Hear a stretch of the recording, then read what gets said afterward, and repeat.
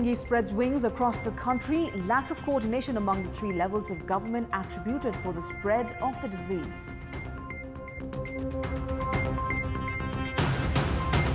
Even as European Union has blacklisted Nepal's aviation sector, the Civil Aviation Authority of Nepal unveils a report citing the country's aviation sector as safe. Nepalese manpower agents signing bond agreements with unsuspecting migrant workers. Victims compelled to eke out a large sum of money. And North Korea rejects talks with South Korea, calling a breakdown in dialogue completely the fault of South Korea's actions. A statement that comes in response to a speech by South Korean President Moon Jae-in. Secretariat meeting of the Nepal Communist Party scheduled for yesterday was postponed, citing the ill health of Prime Minister and Party Chairman KP Sharma Oli. Some unofficial discussions were held at the Secretariat meeting, which previously had been postponed several times due to lack of consensus on leadership in party departments. Adequate discussions were not held in the meeting. Party spokesperson Naren Gaji Shrestha informed that the meeting was rescheduled due to Chairman Oli's illness. 3 बजे बस्ने गरी स्थगित भएको छ। हामीले सामान्य छलफल सरसल्लाह त गर्यौं यो समयको सदुपयोग गरेर, तर सम्माननीय प्रधानमन्त्री एवं पार्टी अध्यक्ष कमरेड केपी शर्मा ओलीको स्वास्थ्यमा थोरै प्रतिकूलता, थोरै ज्वरांश को भएको कारणले गर्दाखेरि हामीले औपचारिक बैठक बस्न आज उपयुक्त ठानेनौं। हामीले नै उहाँलाई आराम गर्न सल्लाह दियौं। Meanwhile, senior leader Jhalnath Khanal also informed that Premier Oli might require further treatment. Prime Minister Oli had returned Nepal on the 12th of August following treatment in Singapore. However, Prime Minister's personal secretariat has said that despite normal illness, the meeting was postponed due to political reasons and not because of his health condition. Leadership at the schooling department of the NCP remains to be decided, as the factions within the party have remained firm in their stance or claim for the top position. And moving on, lapses in coordination for control of mosquito-borne viral infection dengue among the three levels of the government has led to nationwide spread of the disease. Dengue, which was reported in eastern Tarai during the second week of May, has spread across the nation and reached the far western districts as well. Over 3,700 of 42 districts have contracted dengue so far.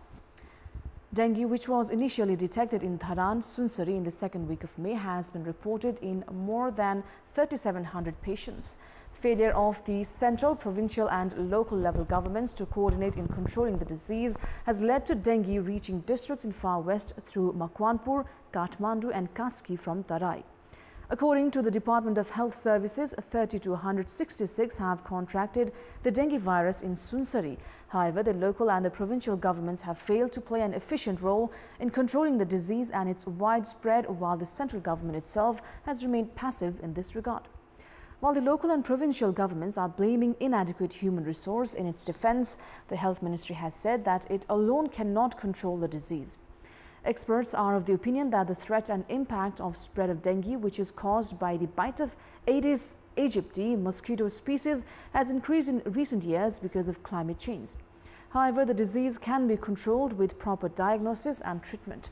The best way to prevent the disease is to prevent bites by infected mosquitoes, protecting ourselves and making efforts to keep mosquito population down by destroying the larvae. The central government had provided 11 million rupees to the risk zones for the containing purpose. However, failure in destroying the larva has spread the disease. Despite no deaths reported by dengue infection as of yet, 15 patients have been killed by the disease in the period of 10 years. Considering the risks and threats of the disease, there has been a call for all three levels of the government to prioritize the control measures. Now, at a time when the European Union has blacklisted Nepal's aviation sector, the Civil Aviation Authority of Nepal has made public a report terming Nepal's aviation sector as safe. The authority unveiled a report yesterday mentioning that 92% of the recommendations of several investigative commissions had been implemented that led to reduction in aviation accidents. The CAAN has claimed that except for chopper crashes, mishaps of large aircrafts had been reduced in the period of 10 years. According to the report, 136 people had lost their lives in 10 air crashes in the past decade. Human errors and geographic terrain have been attributed as the major reasons for the crashes. The report further adds that 26% of the crashes were caused by technical errors.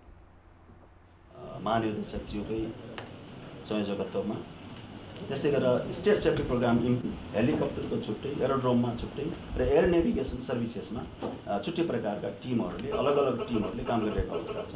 उहाँको हातमा प्यासेन्जरको safety सुनिश्चित छ भन्ने विश्वास गरेर हामीले licence दिएका छौँ उहाँलाई। त्यसले गर्दा they should be responsible to us. एयरलाइन्ससँग उहाँले बार्गेनिङ गर्नु आफ्नो थाहा छ। आज एउटामा गयो भोलि अर्कोमा बढिदियो भने त्यहाँ कुरो होइन। हाम्रो सेफ्टी एउटा इस्यु यो पनि हो। हेलिकप्टरमा देखेको एउटा प्रब्लम। त्यसले गर्दा अहिले मौका धेरै रिपोर्ट आएका छन्। Issuing the report, Tourism and Civil Aviation Minister Yogesh Bhattarai said that the aviation service providers were not guilty for the crashes and urged the European Union to remove the ban on Nepalese company from entering the European sky.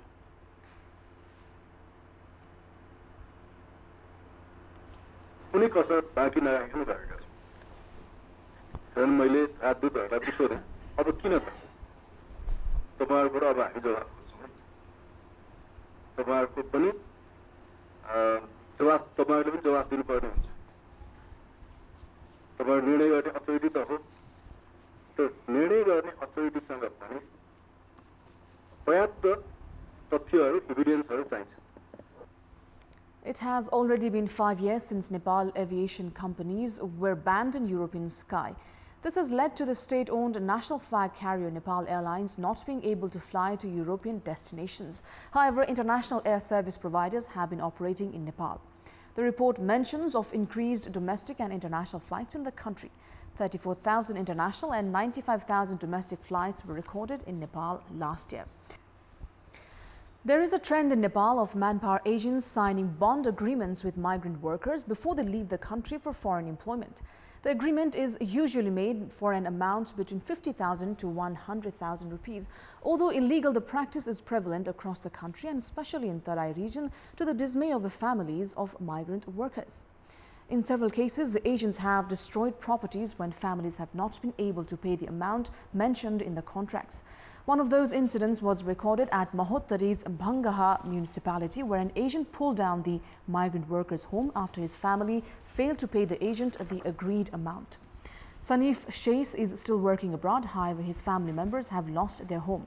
Sanif's father, Ahmed Sheikh, had signed an agreement with agent Badri Thakur 8 years ago and had agreed to pay 85,000 rupees. However, Sheikh could not pay the amount as his house was destroyed. The Sheikh family is compelled to live under the open sky following the incident. However, the entire episode is just a representative case.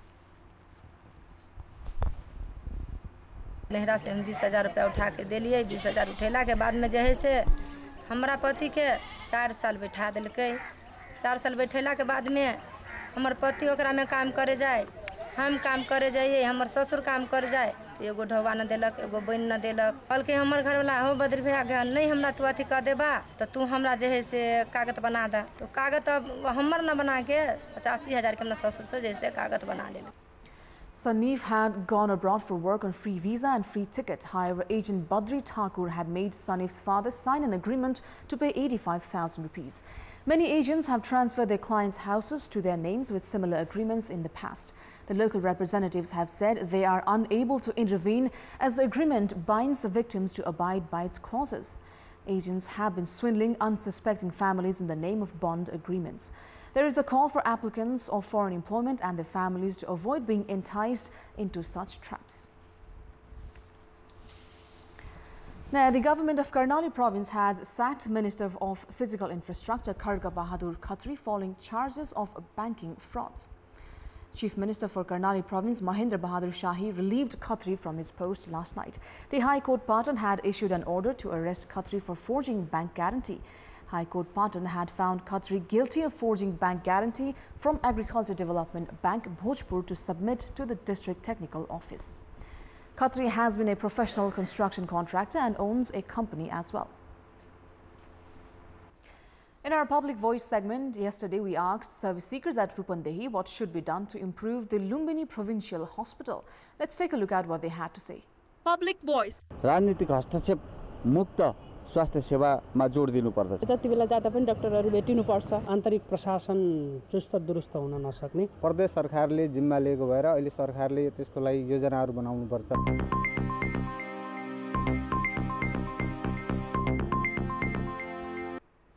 Time now for our segment Public Pulse, where you text us with your opinion. Public Pulse. And the question is, what should be done to make pesticide residue tests on fruits and vegetables more reliable? Your options are A. Infrastructure development, B. Assign private companies, and C. Improve the testing mechanism. The voting is on. Type NEWS, select your option A, B or C and send it to 34001 to share your opinion with us. Time now for the sports update. Sports news. Australia bowled out England for 258 runs at the second Ashes Test at Lord's last night as Josh Hazlewood, Pat Cummins and Nathan Lyon each claimed 3 wickets. After rain washed out the first day, Australia won the toss and put England to bat first. England went all out for 258 runs in 77.1 overs. Opener Jason Roy lasted 3 balls, unable to open England's account. Captain Zoe Root was bowled out for 14 runs as well. However, Rory Burns and Johnny Bairstow made half-centuries to provide some stability to the home side. Burns contributed 53 runs while Bairstow made 52 for England. This was the third half-century for Burns while 21st for Bairstow. However, England put up a disappointing batting display as Zoe Butler was run out for 12 runs while Ben Stokes for 13. Chris Woakes departed with 32 runs. Towards bowling, Josh Hazlewood, Pat Cummins and Nathan Lyon took 3 wickets each. Peter Siddle took 1 wicket for Australia. By the time the second day match ended, Australia had made 30 runs in 13 overs, losing 1 wicket. David Warner was bowled out by Stuart Broad for 3 runs. Cameron Bancroft has made 5 and Usman Khawaja 18 runs and are not out. Australia has yet to make 228 runs. Australia had won the first test by 251 runs. And with that, it's now time for our special segment, Showbiz.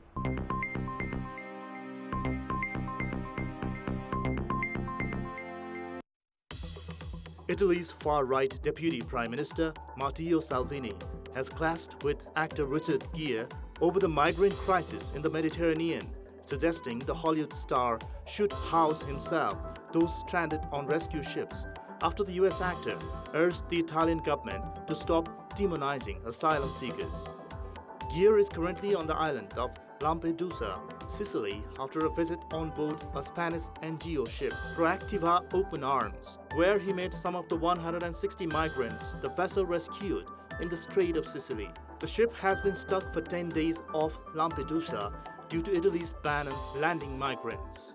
The 69-year-old actor appeared in a video message urging people to support the charity and the people on board. Last week, Gere, who was holidaying in Tuscany, traveled to Sicily and joined the charity to deliver food and supplies to the migrants. The Italian government has introduced a new security decree drafted by Salvini that would mean NGO rescue boats bringing migrants to Italy without permission could face fines of up to €50,000.